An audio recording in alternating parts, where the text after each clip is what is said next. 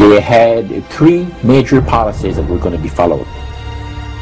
First, Lucifer says, we have to make sure that people, humans, get to believe that Satan and his angels do not really exist. You know, Roger, that's interesting because a recent research study report that I read indicated that in a national survey, I believe it's over 75% of people do not really believe in a real tangible devil. But there is one. The next thing, the three-parts policy that they had adopted there, the second one was to find a way of being able to get total control of people's minds. And that would be done by taking hypnotism out of the realm of the occult and introduce it as a new science for the benefit of mankind.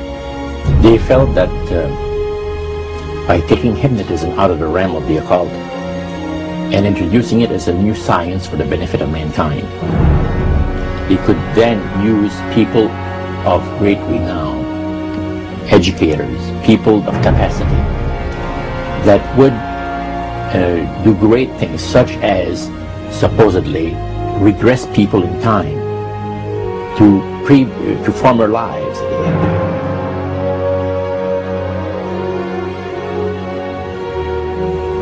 And of course, after the session is over, the person would not know a thing about ancient history.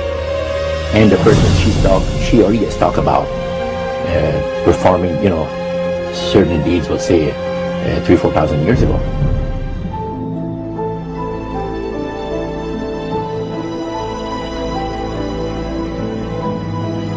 But this was their strategy. Now, what this would do for the thing is this, that it would create in the minds of the general public, solidly set in the mind of the general public, an unwavering trust in that great deception. So now this would be a way of de-Christianizing the Western world through the avenue of mysticism. The three things were, number one, that they did not want Satan did not want the human family to think that he or his angels existed. Right. The second point that you made had to do with taking control of people's minds. That's right. The third point was what? Was to destroy the Bible without burning it. Okay. See? And what was his strategy on that? On that, it was very interesting. Because after the Great General Council, it was decided that Satan would tutor Charles Darwin personally in setting up the principles of his theories of evolution. He was tutored by Lucifer himself, the fallen Lucifer. And at that time, it was understood, Satan and his spirit counselors understood, that if a person was led to believe in the theory of evolution, it would, in his life, destroy completely the creation week of the Bible, the fall of man, and plan of redemption. It would do away with it. Anyone that teaches a theory of evolution is considered to be a minister of a great religious system. And he said that every teacher of that theory is recognized by the spirits as a person of great value. He and receives a very special unction from Satan himself, giving great power to induce spiritual blindness, to convince and convert. Three capacities.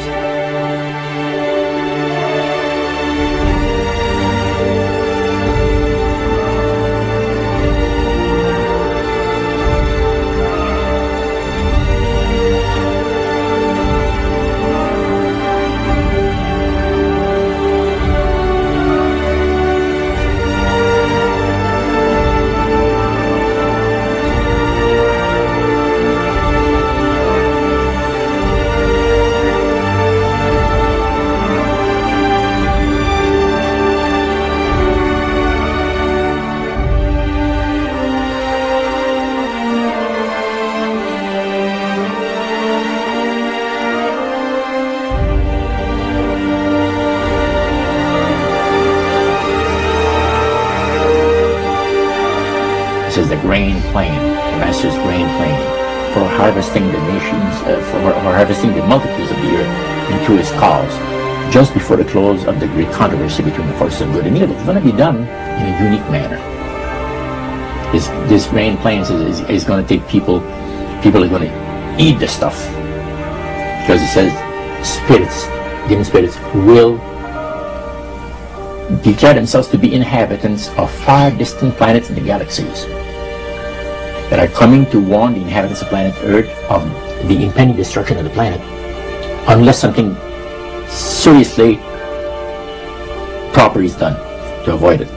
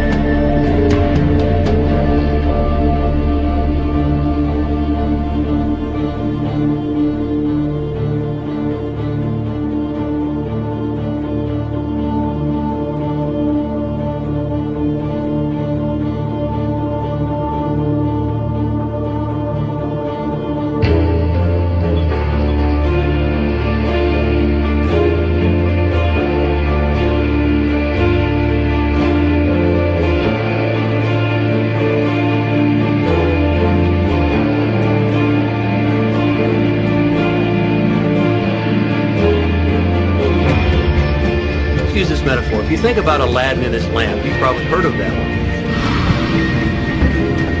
The genie always says one thing. Your wish is my command. You know, the universe is this great genie, and your conscious mind is Aladdin. It formulates the intention of what you choose for your life.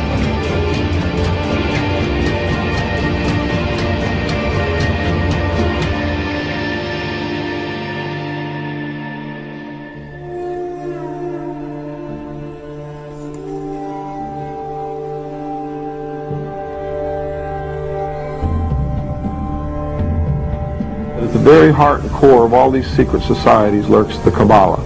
It is a method of encoding information through a system of mathematics and numbers. These people that belong to the secret societies never dared to write down in any language what they knew, what it was that they were guarding, because then someone could steal it and then the secret would be out.